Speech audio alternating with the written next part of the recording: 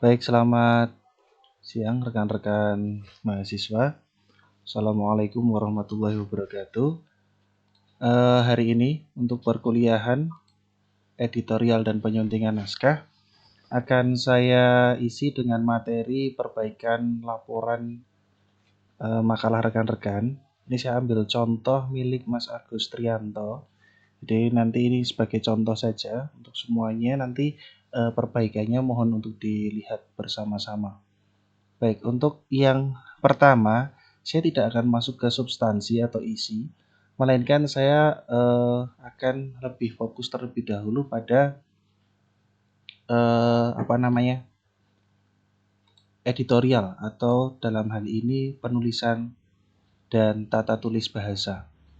Oke, yang pertama kita bisa melihat bersama di sini ada, saya besarkan ya, ada pada bab 1 ini ada pendahuluan.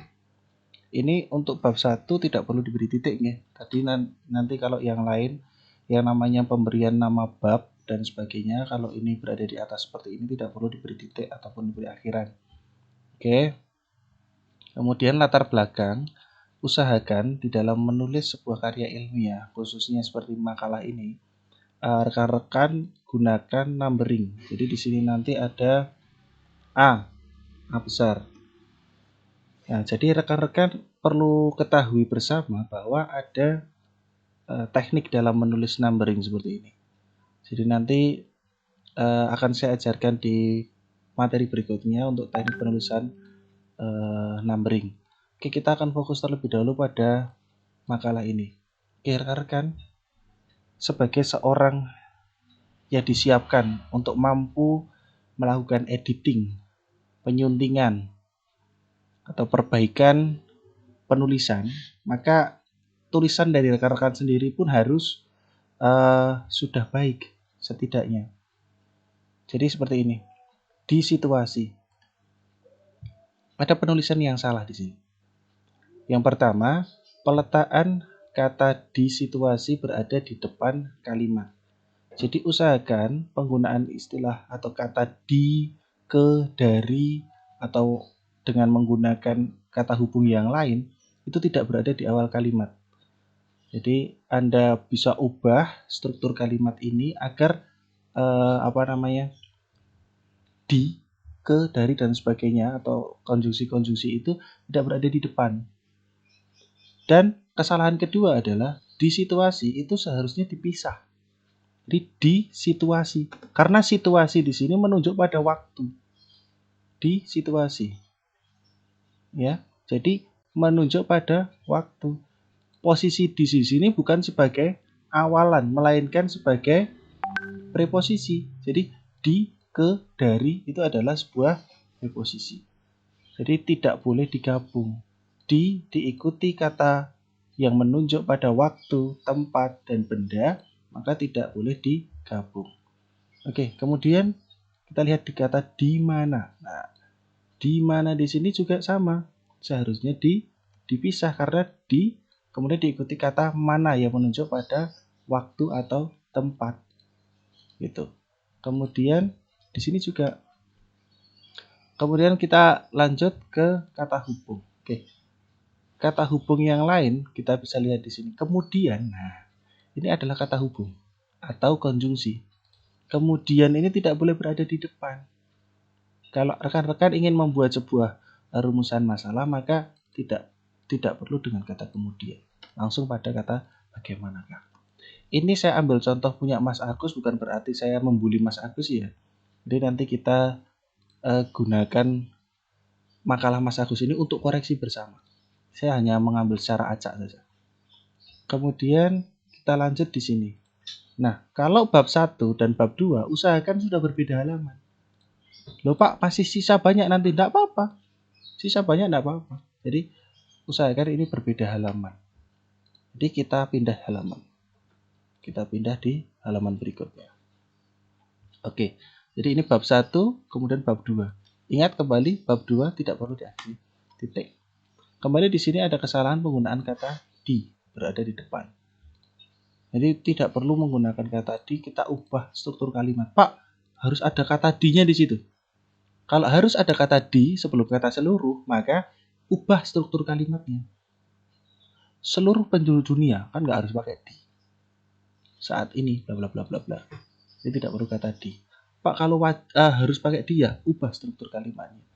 Ini dikasih di belakang atau seperti apa? Yang pasti rekan-rekan harus mengingat sistem SPOK atau subjek, predikat, objek, keterangan dan seterusnya, bahwa itu menjadi patokan untuk rekan-rekan melakukan editing dan penyuntingan naskah. Karena rekan-rekan nanti disiapkan untuk menjadi seorang editor juga. Jadi setelah nanti rekan-rekan lulus, itu rekan-rekan tidak harus menjadi seorang guru. Atau katakanlah rekan-rekan punya passion yang lain atau punya keinginan yang lain, saya lebih tertarik kepada dunia penyuntingan, maka ini adalah bekal yang baik untuk rekan-rekan. Ini kembali untuk bab 3, kita break di sini. Oke. Baik, ini pembahasan. Oke, saya sebenarnya kemarin meminta dalam bentuk paper. Jadi kalau bentuk paper tidak perlu diberi bab-bab ya. Paper langsung saja. Oke. Tapi tidak apa-apa. Saya nanti akan kasih contoh yang lain rekan-rekan untuk contohnya. Jadi saya buka punya yang lain, kita buka milik rekan yang lain, kita ambil yang paling atas saja. Oke, saya ambil secara acak ya, miliknya Mbak Pipit.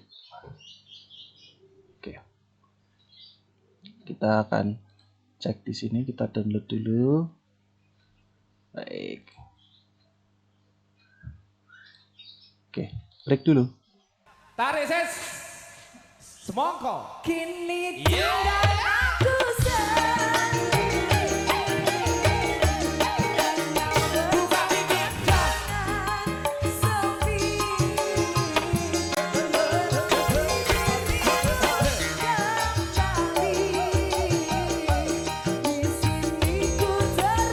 Oke, cukup. Baik, kita kembali ke jalan yang benar. Kita masuk ke makalahnya Mbak Pipit. Nah, ini laporan berita kondisi masyarakat tahun 2020 setelah adanya COVID-19. Baik, kita coba cek. Nah, untuk paper seperti ini rekan-rekan, jadi tidak perlu menggunakan bab. Rekan-rekan bisa langsung memberikan sebuah laporan dalam bentuk seperti ini. Oke, kita cermati bersama untuk paper milik Mbak Pipit Prayuda Yonikawati. Oke, saya sedikit ragu tadi ini apakah cowok apakah cewek. Oke. Tapi di sini ada kata Yonikawati, maka saya yakin ini cewek. Oke, masyarakat yang bandel setelah terjadi pandemi COVID-19 hingga online shop yang rela memiringkan harganya supaya omset tetap mengalir. Oke. Ini berdasar pada laporan Mbak Pipit. Kita lihat bersama. Oke, kita awali dari paragraf pertama, awal tahun 2020 dan sebagainya. Kita lihat.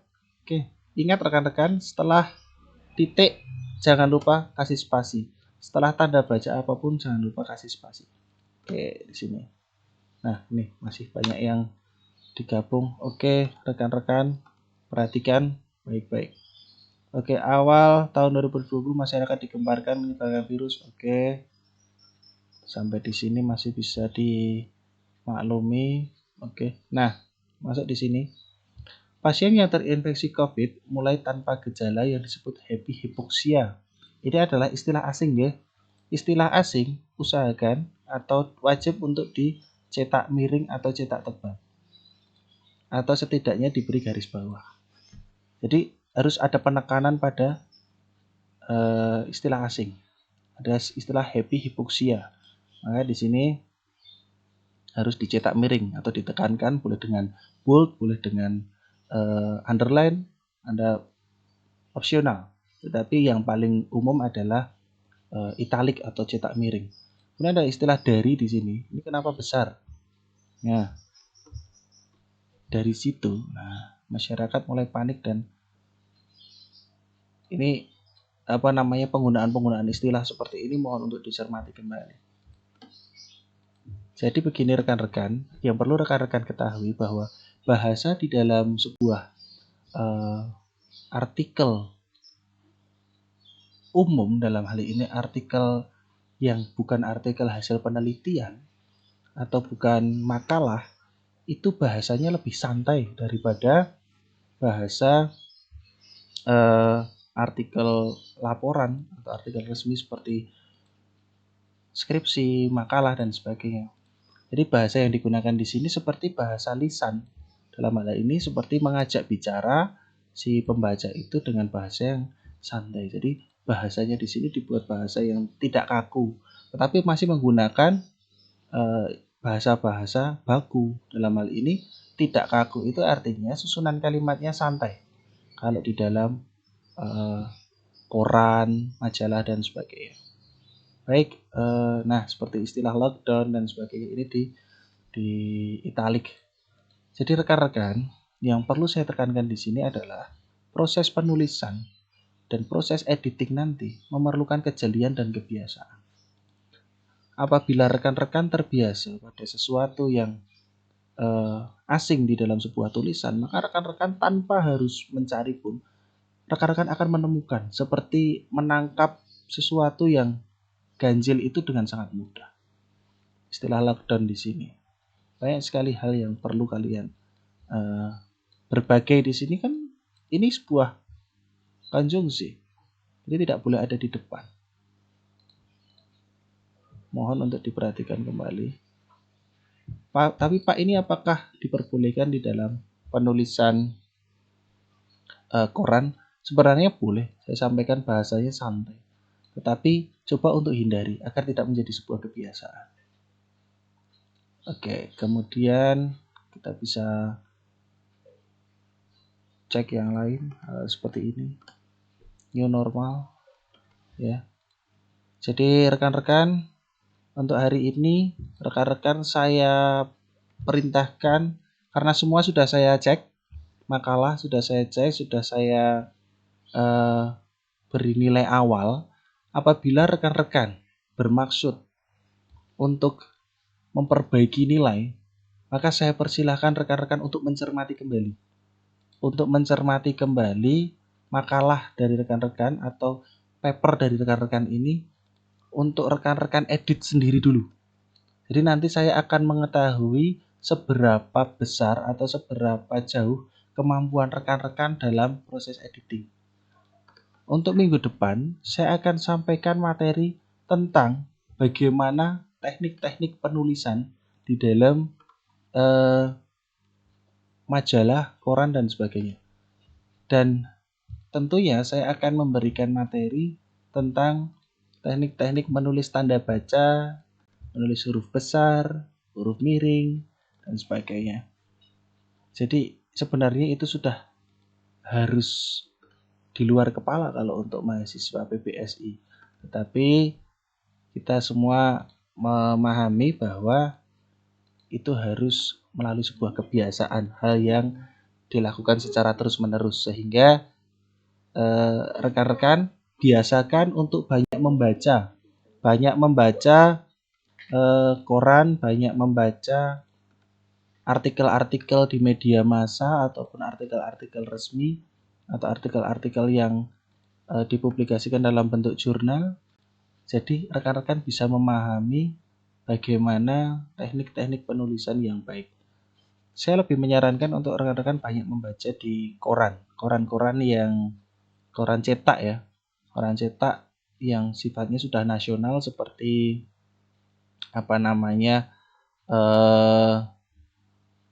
Kompas, kemudian Tempo, dan sebagainya. Karena saya yakin nanti rekan-rekan akan menemukan ciri khas penulisan dari setiap media massa itu. Saya tidak menyarankan rekan-rekan untuk membaca di blog karena itu tidak valid dan penulisnya pun tidak diketahui dalam hal ini background pendidikannya. Tetapi kalau rekan-rekan ingin membaca di detik.com, kemudian kompas.com, kemudian solopost.com itu boleh. Karena mereka itu adalah web-web resmi dari media massa tingkat nasional. Gitu rekan-rekan, untuk hari ini saya beri tugas kembali yaitu mencermati kembali